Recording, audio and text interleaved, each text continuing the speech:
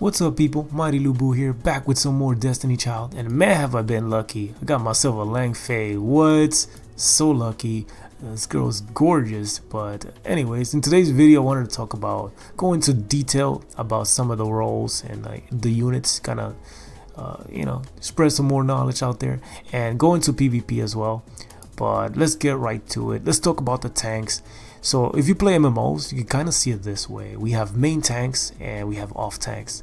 The main tanks are going to have taunt, and they're going to be able to protect that squishy target that's being focused down in your party. And it's really good, man. Gotta love it. One thing to note with if you're using a main tank is you always want to, in terms of PvP, you want to make sure that your main tank is going to be resistant to the enemy's DPS.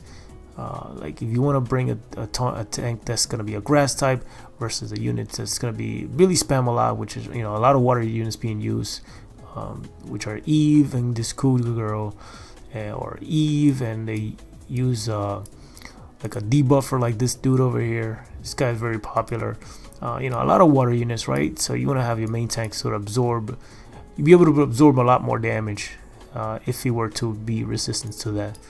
For an off tank, they're also very unique and very popular. And one thing to know is that with an off tank, you want to have multiple threats, since they protect your entire team, but they don't protect that single target that's being focused down all the time. So if you have 2 DPS in a composition with an off tank, it's gonna work out a lot better for you than to only have 1 DPS. And yeah, you can kind of see it that way. Yeah, the same thing really applies to other tanks that provide shields. If they don't have taunt, then it's kind of how it works. Now, I don't think there's a taunt that a tank that has taunt and shielding. I think it's used, that kind of tank would be really insane, really OP actually. But for the most part, they usually have either shielding or taunt. But yeah, should one of them come up with both, that would be insane. But just an example there. So yeah, a really aggressive or versatile composition when you have a what do you call it, a tank that's not gonna be the main tank. And when you're using a main tank, it just should protect. It's gonna be a more round and balanced composition where you can have 1 DPS, and you can still protect that one dude. Because the tank is going to be the first one to fall. As for debuffers, we have a couple unique ones.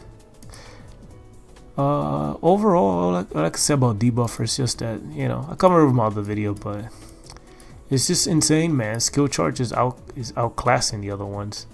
Like, it would be nice to have, a buffer that gives you shielding and healing, all that kind of stuff is cool. And, it's nice and all, but it just gets outclassed by skill charge. You're able to, with skill charge, you're able to spam ability, so you get your ultimate out before your opponent does. You're able to put up that DPS, to do some damage and take out a target. And that's why skill charge is so OP. There's some that provide attack up, which is nice, but I think you would rather be able to use your ability sooner than to just provide your teammates with more attack. And that's kind of really covers it. For DPS, always when you check the top tier ones, or the ones that are being played the most, they usually have the same thing in common, which is always targeting the low health. They have the piercing, bleeding, they have poison. And should you want to use a DPS that doesn't have that, then you would have to make sure that your composition can work around it. Let's say, for example, she doesn't have piercing and what do you call it, bleeding and all that stuff, but she has like heal block. So you're using a conjunction or a combination of her with somebody else. Maybe it's like a unit who's gonna lower your enemy's team's defense through cutting their healing out. And you can just burst down your opponent through another DPS. Here's another example will be, for example, the V is the only one I can think of right now. She has AoE, so you have an AoE DPS, and then you're gonna have another maybe party member in your teammate, another DPS in your party that's gonna be focusing down on the squishy units that are left alive. So she's gonna do her AoE, and then you have your finisher. It's gonna take him out. So that one's one way you can look at DPS. So yeah, let's just point them out. We have Charlotte, Eve, Frey, extremely popular, really strong, and Artemis. Yeah, piercing damage is pretty good. Just her ultimate as well as does bleed damage, which is pretty sick. And for healers, in terms of PvP, healers are kind of doing the same thing that the main tank is doing. Where you want to have a healer is going to be the opposite element of whatever DPS is popular. And if it's a light and dark situation, just be neutral to it. That way you can just not take so much damage from them. And you know, there's going to be times where you can't avoid the weakness chart. In that situation, you just have to make sure that your composition is well balanced. And you know, it just has the game plan going into a fight.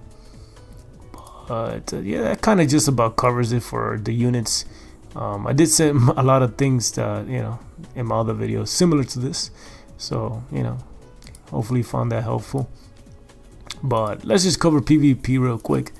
For PvP, the thing that really is going to be changing is going to be the tier list. You might see DPS who are 4 stars being used. Wait, I'm going back. Oh, down here. Here we go. You know, you can make a DPS who's not a 5-star work depending on the tier list, because whatever the heck is meta, if the meta is a lot of water units and people are playing, you know, a combination of this one dude who's being spammed, just bring your own composition that counters it. You could bring some grass units and make it work. There's situations where you can't really bring that one DPS that you like. Let's say you have that one fire unit that you're in love with. There's just gonna be situations where you're gonna be like, whoa, maybe I should just switch them out. You have to, because otherwise you're gonna struggle in a fight like this. For example, this guy has 3 water units, and even if he had like 2 water units, it's gonna be a little rough. Hopefully your party can cover the weakness that the enemy team is bringing to you. So you kind of see it that way. So the tier list, you know, it could be a little weird. There's a lot of compositions can differentiate depending on what you have.